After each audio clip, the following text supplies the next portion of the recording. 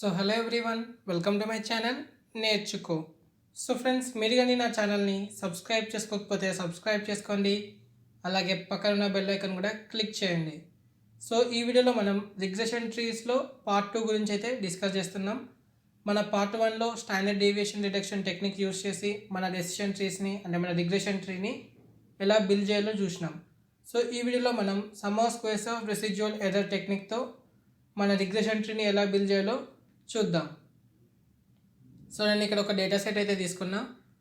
మా డేటా సెట్లో ఫస్ట్ కాలం వచ్చేసి స్టడీ అవర్స్, సెకండ్ కాలం ఏమో మార్క్స్. ఇక్కడ స్టడీ అవర్స్ అనేది మనకు ఇండిపెండెంట్ వేరియబుల్ అండ్ మార్క్స్ అనేది ఇక్కడ మనకు డిపెండెంట్ వేరియబుల్.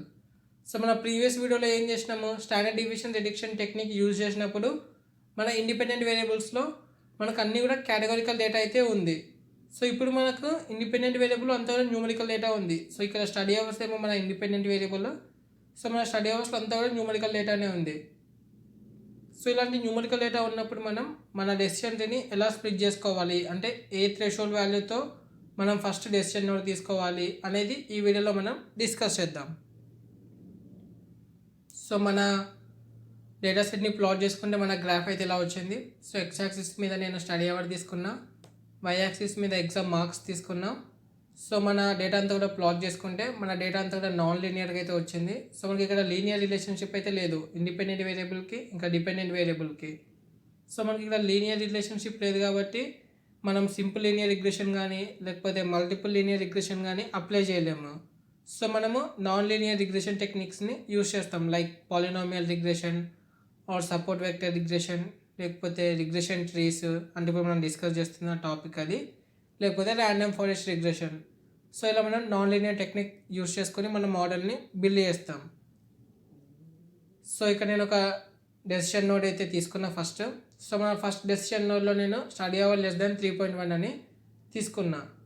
ఇది ఎలా 3.1 వచ్చిందంటే మన 6th డేటా పాయింట్ వచ్చేసి 2.9, 7th డేటా పాయింట్ వచ్చేసి 3.3. వీటి యొక్క యావరేజ్ వాల్యూ వచ్చేసి మనకు 3.1. అది నేను బెస్ట్ థ్రెషోల్డ్ అనుకొని మన రిగ్రెషన్ ట్రీని స్ప్లిట్ చేసుకున్నా. Study hour less than 3.1. Study hour less than 3.1 అయితే మనకు మార్క్స్ ఏమో 15.96 వచ్చినాయి.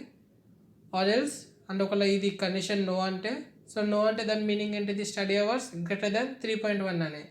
3.1 అవర్స్ కన్నా ఎక్కువ చదివితే మనకు మార్క్స్ అనేవి 87.65 వచ్చినాయి. అంతా ఓకే. కానీ ఈ థ్రెషోల్డ్ వాల్యూని మనం ఎలా సెలెక్ట్ చేసుకున్నాం, స్టడీ అవర్ లెస్ దెన్ 3.1 అని ఎందుకు అంటే మనకు డిఫరెంట్ డేటా పాయింట్స్ అయితే ఉన్నాయి, లైక్ 0.5 కానీ 0.9 కానీ 1.3 కానీ 2.1, 2.5, 7.3, 7.7, 8.5, 8.9. ఇలా మనకు డిఫరెంట్ అవర్స్ ఉన్నప్పుడు మనం only 6th, 7th data point base చేసుకొని మన డెసిషన్ని ఎలా స్ప్లిట్ చేసుకున్నాం, అంటే 2.9, 3.3 బేస్ చేసుకుంటే మనం ఈ డేటా పాయింట్ యొక్క యావరేజ్ 3.1 కదా. ఆ 3.1తోనే మనము ఫస్ట్ డెసిషన్ని ఎందుకు బిల్డ్ చేసినాం అనేది క్వశ్చన్. అది ఎందుకంటే ఈ 3.1 థ్రెషోల్డ్ వాల్యూ దగ్గర మనకు some of squares of residual error అనేది తక్కువ మన డెసిషన్లో స్ప్లిట్ చేస్తున్నప్పుడు. ఏ థ్రెషోల్డ్ వాల్యూకి అయితే some of squares of residual error తక్కువ ఉంటుందో ఆ థ్రెషోల్డ్ వాల్యూతో మన డెసిషన్ నోడ్ని స్ప్లిట్ చేసుకుంటాం. ఇది టెక్నిక్. అది ఎలానో చూద్దాం. ఇమేజ్ని మీరు అబ్జర్వ్ చేస్తే మన 6th డేటా పాయింట్ వచ్చేసి 2.9, 7th డేటా పాయింట్ వచ్చేసి 3.3. 2.9, 3.3 వీటి యొక్క యావరేజ్ ఏమో 3.1. ఇక్కడ నేను డేటాని స్ప్లిట్ చేసుకున్నా. స్ప్లిట్ చేసుకున్నప్పుడు మనకు లెఫ్ట్ అంతా కొన్ని డేటా పాయింట్స్ ఉన్నాయి, అలాగే రైట్ కూడా కొన్ని డేటా పాయింట్స్ ఉన్నాయి. ఈ లెఫ్ట్ డేటా పాయింట్కి యావరేజ్ లైన్ వచ్చేసి ఈ pink dotted line, and right సైడ్కి యావరేజ్ వచ్చేసి ఈ పింక్ డేటా లైన్.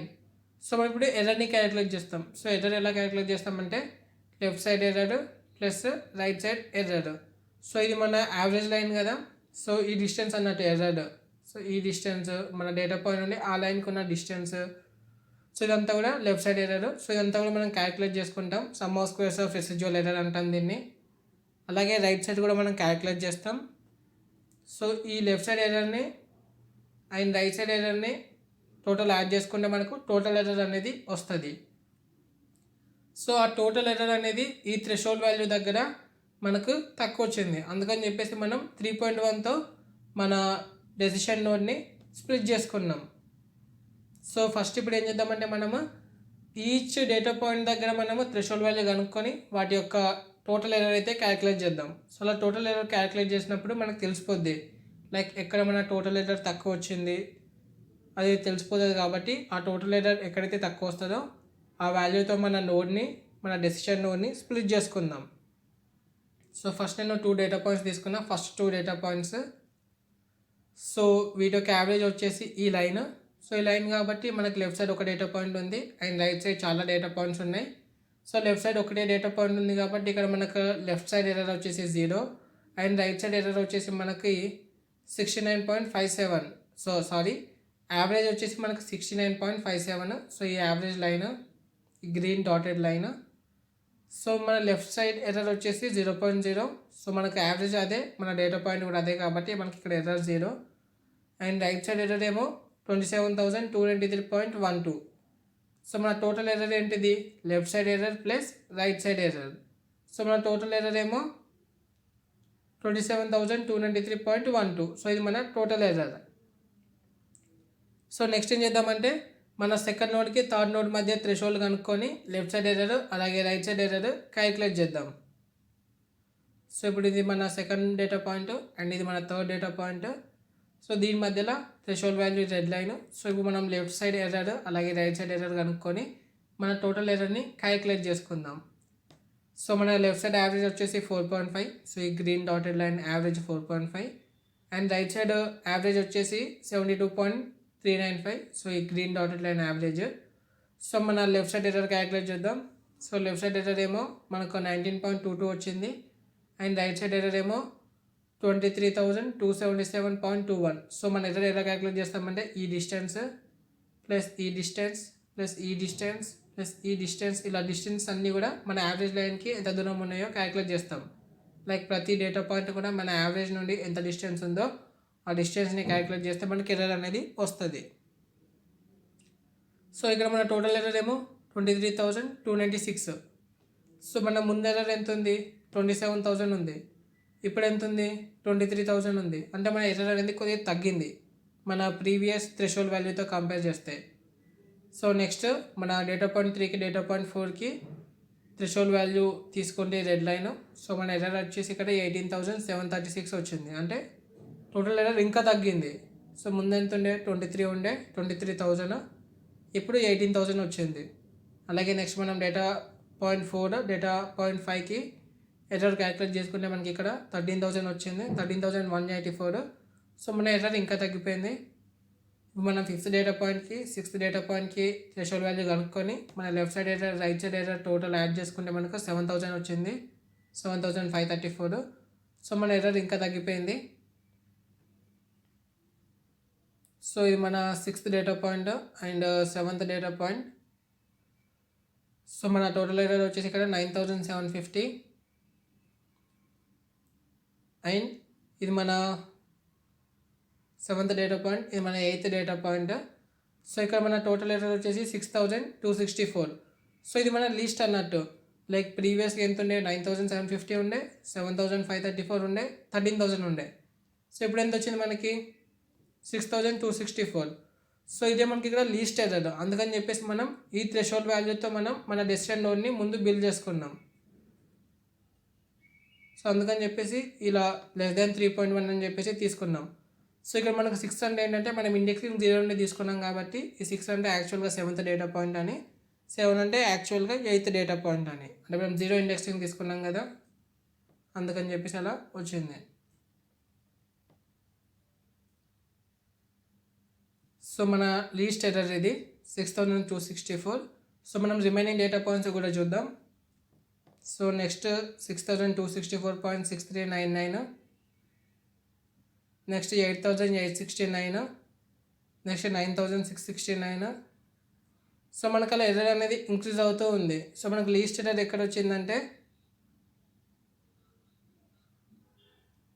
6,264.6399. అంటే మన థ్రెషోల్డ్ వాల్యూ 3.1 అవర్స్ అప్పుడు మనకు లీస్ట్గా టోటల్ ఎర్రర్ అయితే తక్కువ ఉంది. సో అందుకని చెప్పేసి మనం మన డెసిషన్ నోడ్ని స్టడీ అవర్స్ <3.1 దగ్గర స్ప్లిట్ చేసుకున్నాం. So study hours less than 3.1 అయితే మనకు మార్క్స్ వచ్చేసి 15.96 వస్తాయి. సో ఇప్పుడు మనకి ఇందులో లెఫ్ట్ సైడ్ 7 శాంపుల్స్ ఉన్నాయి. And study hours greater than 3.1 అయితే మనకు మార్క్స్ ఏమో 87.65 వస్తాయి. సో మనకి ఇక్కడ 17 శాంపిల్స్ అయితే ఉన్నాయి. సో మన ఫస్ట్ డెసిషన్ ట్రీని అయితే బిల్డ్ చేసుకున్నాం. సో ఫర్దర్గా మనం డెసిషన్ ట్రీని స్ప్లిట్ చేసుకోవాలి. సో ఎలా స్ప్లిట్ చేస్తామంటే బేసిక్గా మనము 20 శాంపిల్స్ ఉంటే స్ప్లిట్ చేసుకుంటాం. సో ఇక్కడ మనకు తక్కువ డేటా సెట్ ఉంది కాబట్టి మనము లైక్ 5 శాంపిల్స్ ఆర్ 4 శాంపిల్స్ వరకు మన డేటా సెట్ అయితే స్ప్లిట్ చేసుకుందాం. సో మన left side, right side, so నేను study hour less than 2.3. So ఇక్కడ నేను లెఫ్ట్ సైడ్ ఉంది కదా, సో మన లెఫ్ట్ సైడ్లో మన బెస్ట్ వాల్యూ ఏదో తీసుకుంటున్నాం. సో సిమిలర్ ప్రాసెస్ ఇప్పటిదాకా ఏం చేసినాం అది. అలాగే రైట్ సైడ్లో మనకు బెస్ట్ థ్రెషోల్డ్ వాల్యూ ఏదో తీసుకుంటున్నాం. సో లెఫ్ట్ సైడ్లో మనకు బెస్ట్ థ్రెషోల్డ్ వాల్యూ వచ్చేసి study hours less than 2.3. So study hours less than 2.3 అయితే మనకు మార్క్స్ ఏమో 4.82 వస్తుంది. And study hours greater than 2.3 అయితే మనకు మార్క్స్ ఏమో 43.80 వస్తుంది. సో మనకు లెఫ్ట్ ఉన్నప్పుడు మనకి ఇందులో 5 శాంపిల్స్ ఉన్నాయి అండ్ ఇందులో 2 శాంపిల్స్ ఉన్నాయి. And study hours less then 5.5 అయితే మనకు మార్క్స్ 69.93 వస్తుంది. స్టడీ అవర్స్ గ్రేటర్ దెన్ 5.5 అయితే మనకు మార్క్స్ ఏమో 97.31 వస్తుంది. సో ఇప్పుడు ఏం చేద్దామంటే మన డెసిషన్ ట్రీని స్ప్లిట్ చేస్తూనే పోదాం. లైక్ మనకు లాస్ట్లో 1 శాంపుల్ ఉండే వరకు. సో ఇక్కడ నేను ఫర్దర్గా అదే స్ప్లిట్ చేసిన. సో మనకు లాస్ట్ ఒక శాంపుల్ అంటే ఒక డేటా పాయింట్ ఉన్నంత వరకు స్ప్లిట్ చేసుకుంటే ఏమవుతుందంటే మనకు ఓవర్ ఫిట్టింగ్ అనేది అవుతుంది. సో ఓవర్ ఫిట్టింగ్ అంటే ఏంటంటే మన మోడల్ ట్రైనింగ్ డేటా మీద బాగా ట్రైన్ అవుతుంది. అంటే మనకు యాక్యురసీ అనేది ఎక్కువ ఉంటుంది ట్రైనింగ్ డేటా మీద. అదే మన మోడల్కి టెస్ట్ డేటా ఇచ్చినప్పుడు సరిగా పర్ఫామ్ చేయదు. అంటే మనకి యాక్యురసీ అనేది చాలా తక్కువ ఉంటుంది. సో దాన్ని మనం ఓవర్ ఫిట్టింగ్ అంటాం.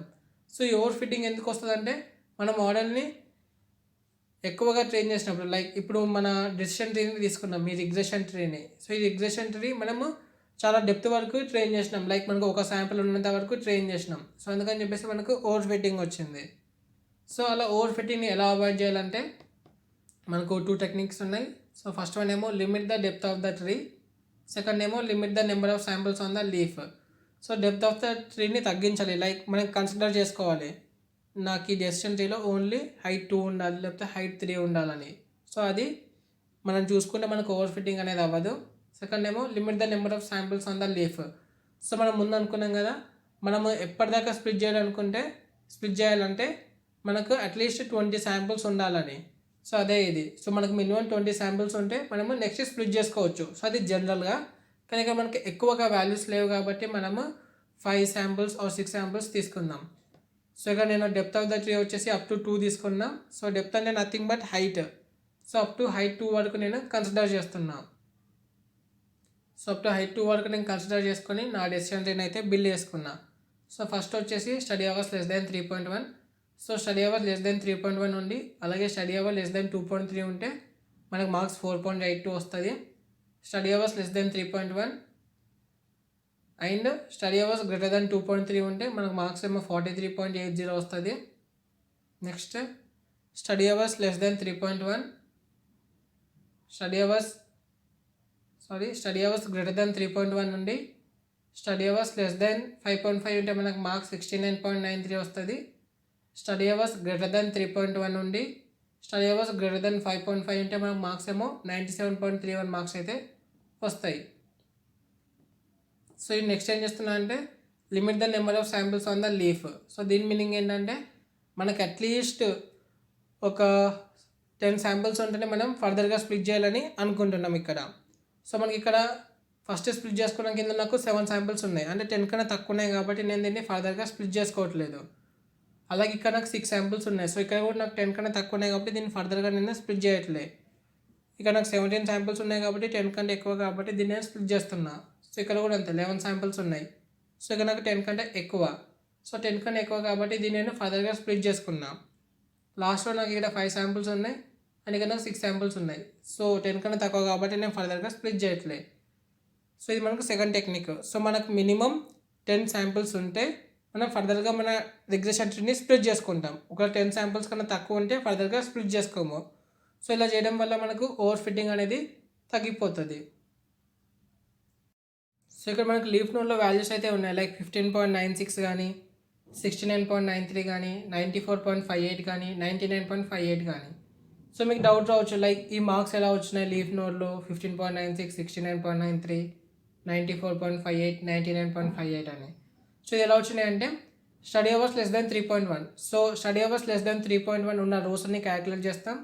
సో ఆ రోస్కి ఉన్న మార్క్స్ అన్నీ కూడా తీసుకొని వాటి యొక్క యావరేజ్ అయితే తీసుకొని మన లీఫ్ నోడ్లో పెట్టుకుంటాం. Suppose study hours less than 3.1 ఉంది. So study hours less than 3.1 అంటే మనకు 0.5 వస్తుంది, 0.9 వస్తుంది, 1.3 వస్తుంది, 1.7 వస్తుంది, 2.1 వస్తుంది, 2.5 వస్తుంది, 2.9 వస్తుంది.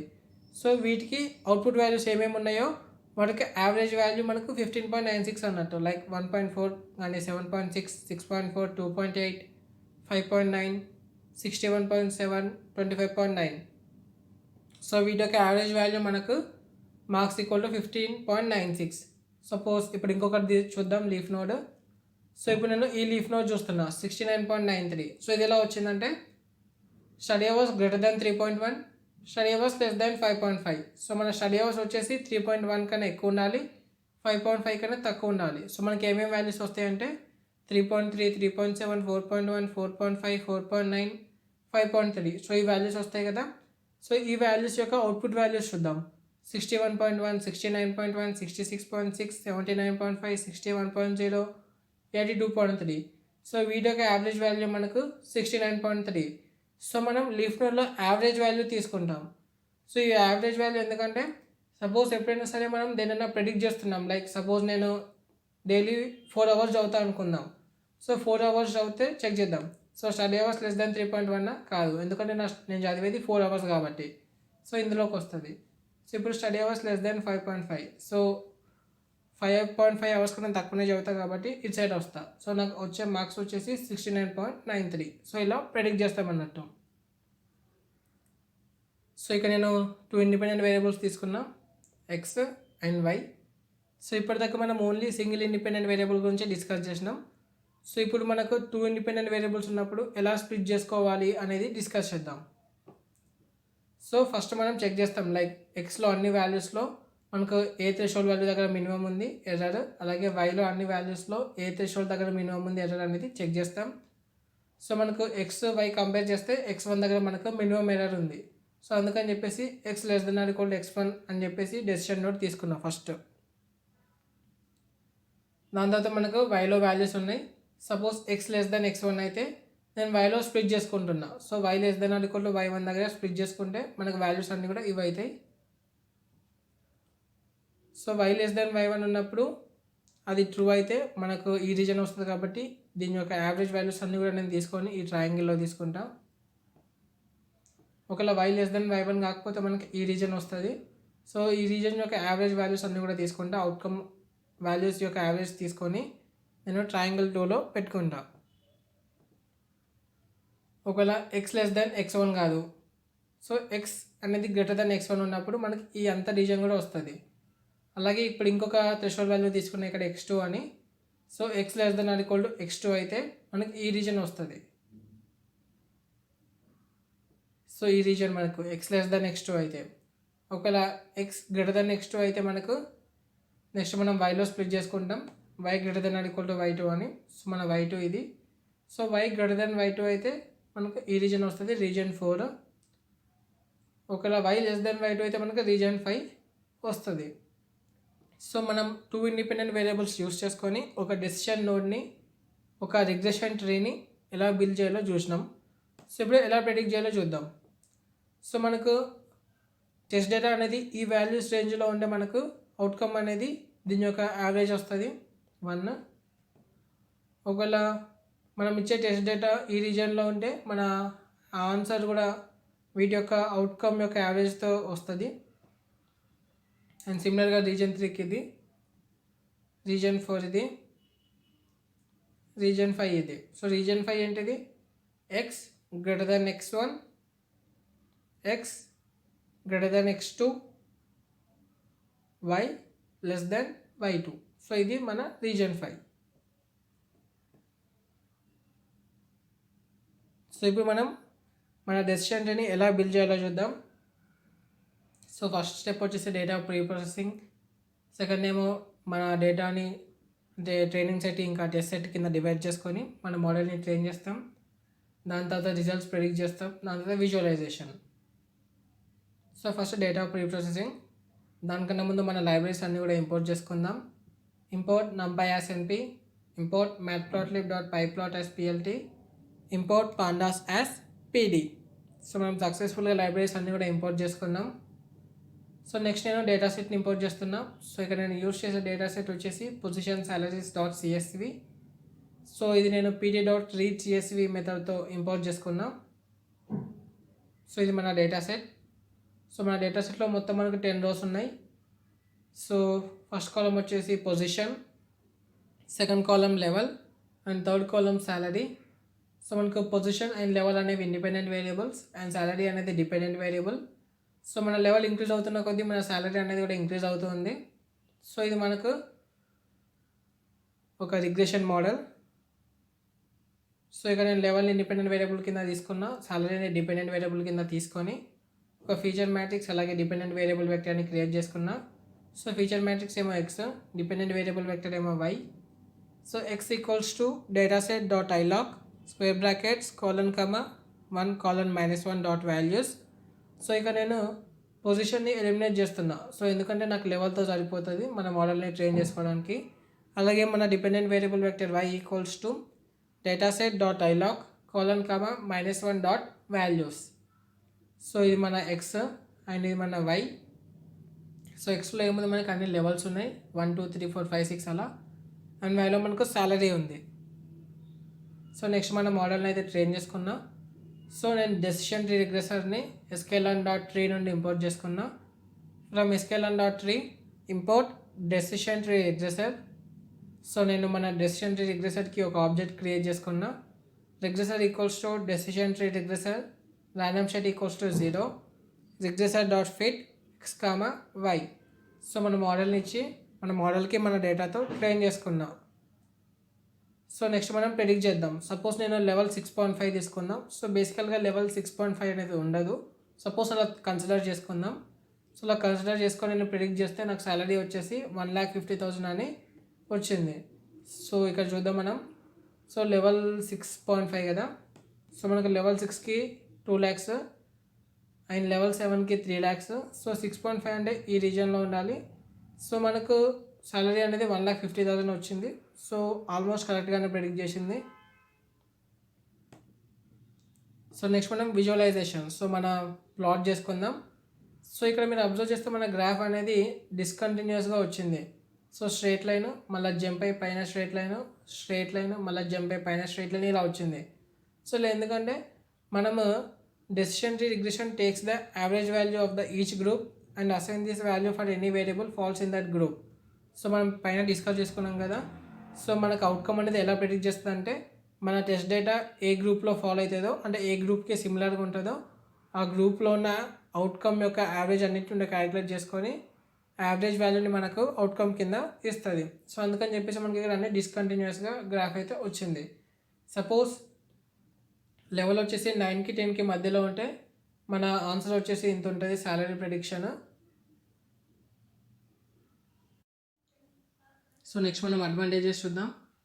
So less data pre processing unlike other machine learning algorithms a decision tree does not require well pre processed data. So మనము వేరే మెషిన్ లెర్నింగ్ చేస్తున్నట్టు ఎక్కువ డేటా ప్రీ ప్రాసెసింగ్ చేయనవసరం లేదు. సో తక్కువ చేస్తే సరిపోతుంది.